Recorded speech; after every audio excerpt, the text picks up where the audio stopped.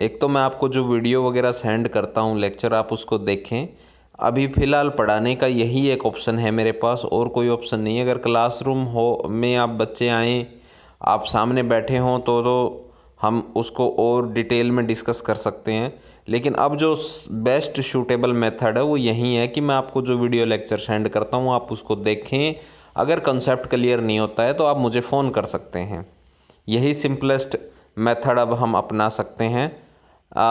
तो ये सिलेबस का जो आपको क्या क्या मेन टॉपिक हैं एग्ज़ाम पॉइंट ऑफ व्यू से, वो मैं थोड़ा इसमें बता देता हूँ आप लोगों को।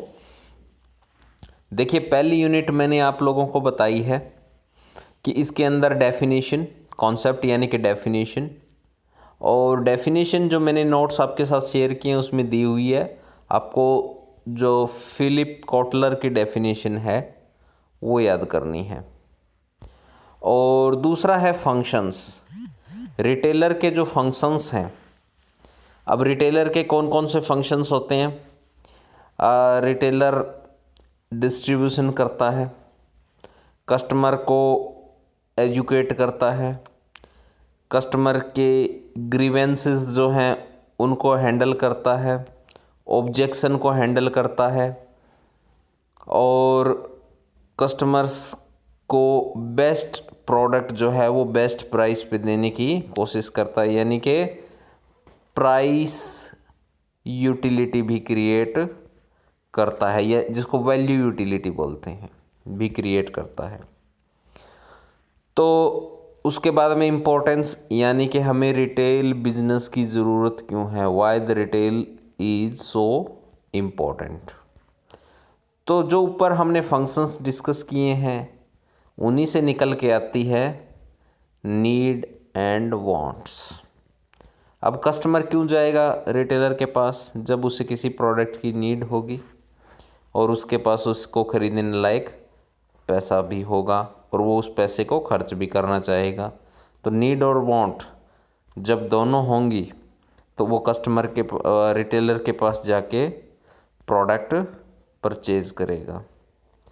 अब उसकी नीड एंड वांट को सेटिस्फाई करने के लिए कोई ना कोई ऐसा एक प्लेस होना चाहिए जो उसकी नीड एंड वांट को कैटर करे, तो उसी को हम रिटेलर बोलते हैं, या उसी को रिटेलिंग बोलते हैं। उसके बाद में दूसरी जो यूनिट है, this is about evolution of retail. इसमें आपको रिटेल की एक स्टोरी याद करनी है कि जो प्रीमिटिव स्टेज थी उससे लेकर आज मॉडर्न एरा तक आपकी जो रिटेल है वो कौन कौन से फेजेस से गुजरी है, जिसमें हम स्टेजेस कह लीजिए, कौन कौन सी स्टेजेस से गुजरी है। पहले रिटेल का स्ट्रक्चर सिंपल होता था और अब हो गया है कॉम्प्लेक्स। पहले रिटेल जो थी उसका स्ट्रक्चर फिजिकल था, अब हो गई है वर्चुअल। वर्चुअल यानी कि इंटरनेट की सहायता से, जब उसके लिए कोई फिजिकल स्ट्रक्चर तैयार नहीं किया जाता है स्टोर का। ये पढ़ना है। इसके बाद में है रिटेल सेलिंग प्रोसेस। ये एक कंप्लीट सेलिंग प्रोसेस है जो मैंने नोट्स में आपको दी हुई है और मैंने आपको पढ़ाई भी थी। इसमें कस्टमर सबसे पहले कस्टमर की नीड को डिफाइन करते हैं। अब कस्टमर की जब नीड डिफाइन हो जाती है तो कस्टमर फिर उसको पूरा करने के लिए प्रोडक्ट को सर्च करता है, प्रोडक्ट के अलग अलग ऑल्टरनेटिव को स्टडी करता है और उनमें से बेस्ट अल्टरनेटिव को चूज़ करता है और उस बेस्ट अल्टरनेटिव को परचेज़ करने के लिए वो रिटेलर को कांटेक्ट करता है। तो ये एक और ये होती रिटेल सेलिंग प्रोसेस काफ़ी इम्पोर्टेंट कौन से प्रोडक्ट सेगमेंट में है, तो ये है आपका ड्यूरेबल। कस्टमर ड्यूरेबल जो सेगमेंट है ना, जिसमें टीवी, रेफ्रिजरेटर और आपका कार, फर्नीचर, हाउस, इस तरह की जो आइटम्स हैं वो इसके अंदर आती हैं। फिर retail format classification and importance. अब रिटेल फॉर्मेट क्या होता है? रिटेल फॉर्मेट का मतलब होता है कि आप जो रिटेलिंग कर रहे हैं वो किस प्रकार से कर रहे हैं, आपका रिटेलिंग करने का स्टाइल कौन सा है, और हर एक स्टाइल जो है रिटेलिंग का वो डिफाइंड है एक पर्टिकुलर कैटेगरी के अंदर, that is known as format. जैसे रिटेल स्टोर बेस्ड रिटेलिंग हो गया, ये एक फॉर्मेट है। ऑनलाइन रिटेलिंग हो गया, ये एक फॉर्मेट है। डायरेक्ट सेलिंग यानी कि जो आपके गली मोहल्ले में मूवेबल जो पेडलर वगैरह आते हैं, और वो एक अपने आप में एक फॉर्मेट हो गया। लार्ज ऑर्गेनाइज्ड रिटेलिंग जैसे मॉल्स वगैरह हो गया, एक ही प्लेस पे सब, एक रिटेल फॉर्मेट हो गया जिसको हम बोलते हैं कम्युनिटी रिटेलिंग। कम्युनिटी रिटेलिंग क्या होती है? जब आप की कोई बड़ी इंस्टीट्यूशंस हैं और उसमें हज़ारों एम्प्लॉयज़ काम करते हैं, तो उन एम्प्लॉयज़ को उनके प्रीमाइसिस पे प्रोडक्ट अवेलेबल करवाना जो है वो कम्युनिटी रिटेलिंग में आ जाएगा। तो इस तरह से आपको इसके अलग अलग फॉर्मेट और उनकी क्लासिफिकेशन है, उनको स्टडी करना है। उसके बाद में है retail marketing mix. Retail marketing mix का लेक्चर मैंने आपको सेंड किया था, आराम से उस लेक्चर को देखना। और रिटेल मार्केटिंग मिक्स में क्या होता है, देखिए मार्केटिंग मिक्स में मैंने आपको एक लेक्चर में पहले भी बताया था, मार्केटिंग मिक्स जिसको हम MM बोलते हैं, इसमें 4 P's होती हैं। अगर इसको और एलैबोरेट करें तो 7 P's होती हैं इसके अंदर। अब इसके अंदर 4 P's जो हैं वो मेन होती हैं, वो कौन कौन सी होती हैं? सबसे पहले प्रोडक्ट, फिर प्राइस, फिर प्लेस और फिर प्रमोशन। अब इसमें आ जाती है public, physical evidence and process. ये 7 P's जो हैं। अब रिटेलिंग के अंदर देखिए P's तो सेम ही होते हैं, मैंने आपको ये काफ़ी डिटेल में करवाया हुआ है। इसमें एक स्पेशल चीज़ होती है, एक P जिसको हम बोलते हैं फिजिकल एविडेंस, वो काफ़ी स्ट्रॉन्गली हमें डिस्कस करना होता है, काफ़ी इंपॉर्टेंट टॉपिक होता है वो। और मैं आपको स्ट्रांगली रेकमेंड करूंगा कि फिजिकल एविडेंस क्लियर कर लेना अच्छी तरह से, अगर इसमें लिखो तो आप। अब फिजिकल एविडेंस होता क्या है? फिजिकल एविडेंस का मतलब होता है कि आप जब भी रिटेलर के पास जाते हैं तो रिटेलर आपको अगर सर्विस सेल कर रहा है, अगर सर्विस सेल कर रहा है वो, तो आपको ये यकीन दिलाने के लिए कि yes he is the retailer and he is able to deliver that service, तो वो एक फिजिकल स्ट्रक्चर बनाएगा। जैसे आप बैंक में जाओगे तो बैंक का एक आकार, ब्रांच वगैरह, कंप्यूटर लगाए जाएंगे, वहाँ पे एम्प्लॉयज़ होंगे, आप उनसे डिस्कस करेंगे, उसको एक इन्वायरमेंट को देख के लगेगा बैंक है। होटल की सर्विस लेने जाओगे तो होटल होगा, वहाँ पे टेबल वगैरह लगे होंगे, डाइनिंग एरिया होगा जहाँ पे आप बैठ के खाएंगे खाना, सेफ वगैरह होंगी, उनकी एक ड्रेसेस होगी। यानी कि सर्विस को देने के लिए जो इंफ्रास्ट्रक्चर होता है, जो एक एविडेंस क्रिएट किया जाता है कि yes we are providing this service. अब मान लीजिए आपको कोई एक व्यक्ति मिलता है और वो कहता है कि मैं एक डॉक्टर हूँ, तो क्या आप उससे इलाज करवा लेंगे?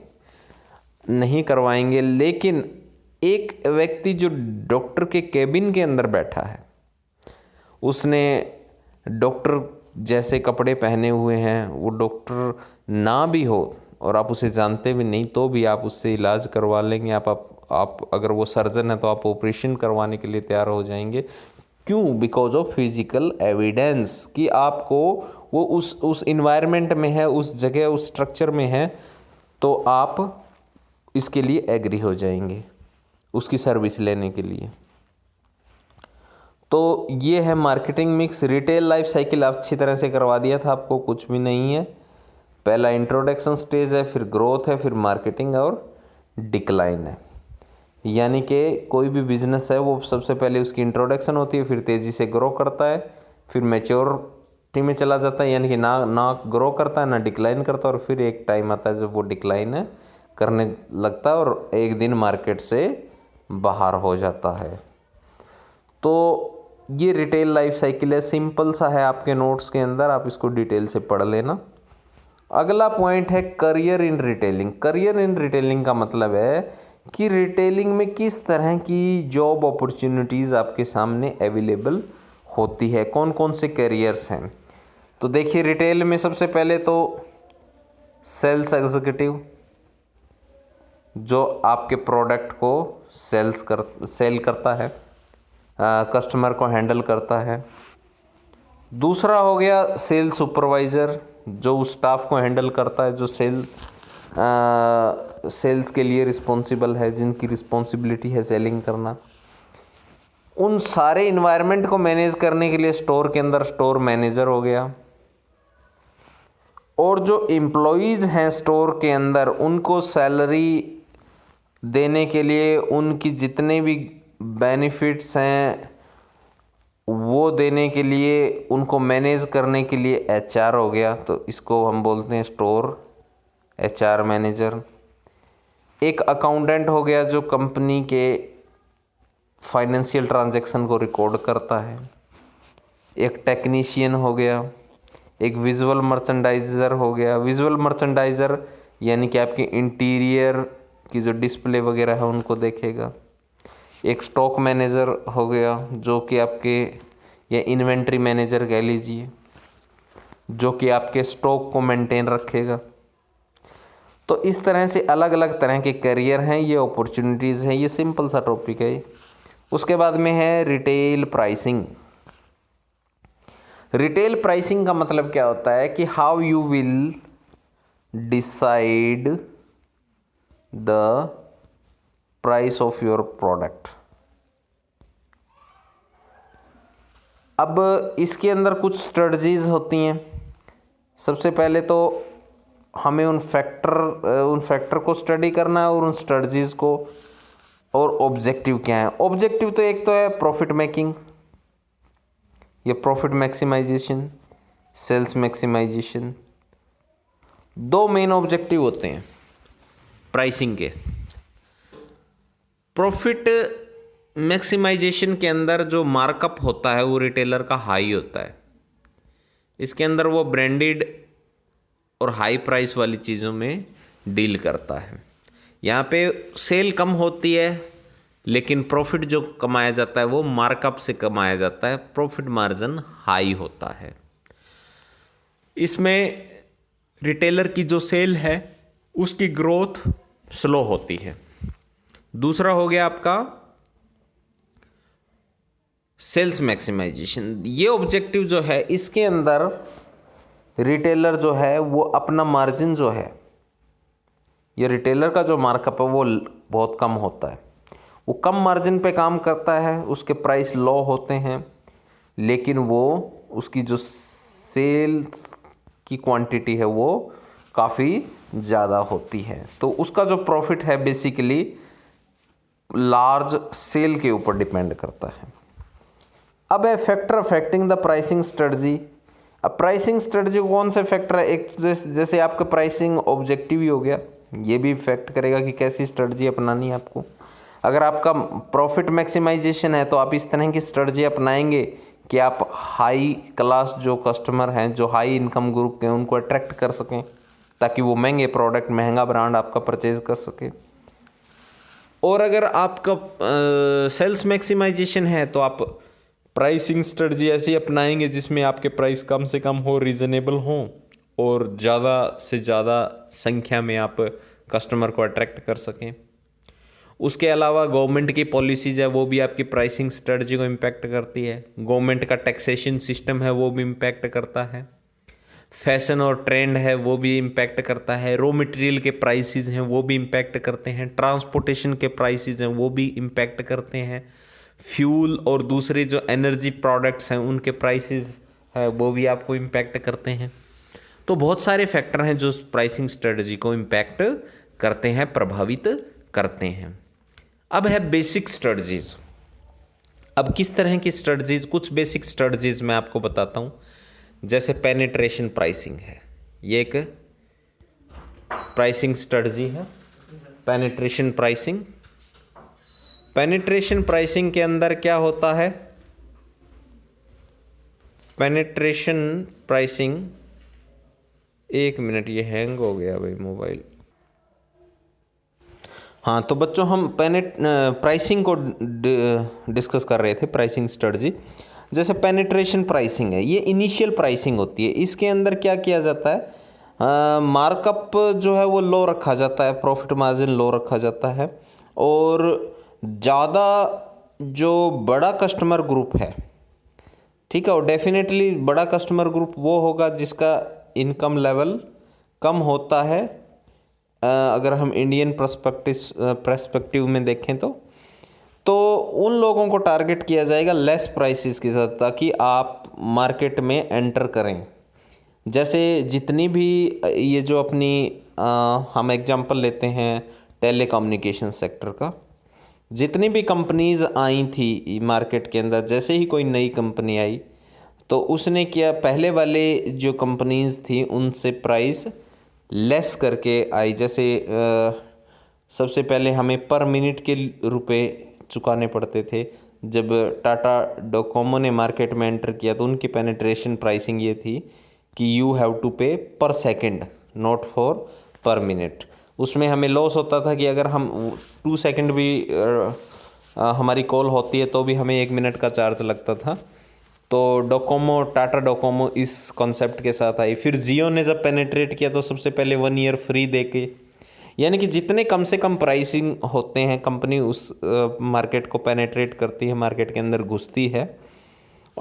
उसके बाद में स्कीमिंग प्राइसिंग होती है। जब कंपनी अच्छा अपना बेस बना लेती है, कस्टमर बेस, तो फिर वो प्राइस को हाई करती है और ज़्यादा प्रॉफिट कमाने की कोशिश करती है। इसको हम स्कीमिंग प्राइसिंग बोलते हैं। उसके अलावा जैसे बंडल प्राइसिंग होती है। बंडल प्राइसिंग में क्या होता है? एक प्रोडक्ट्स का बंडल बना दिया जाता है, 2-3 प्रोडक्ट्स का, और उसका एक प्राइस रख दिया जाता है।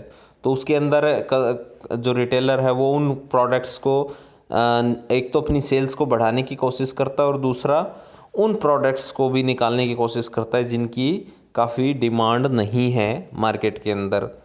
इसके अलावा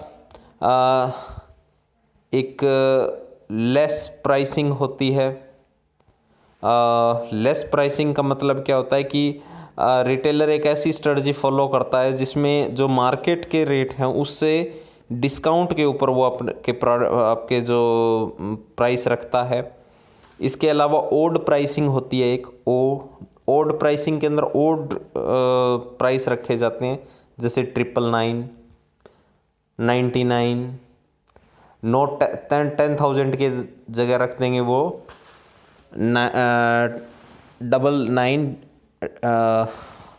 99 कर देंगे, या फिर जैसे 10,000 की जगह कर देंगे 9,999, 1000 की जगह कर देंगे 999, यानी कि 999।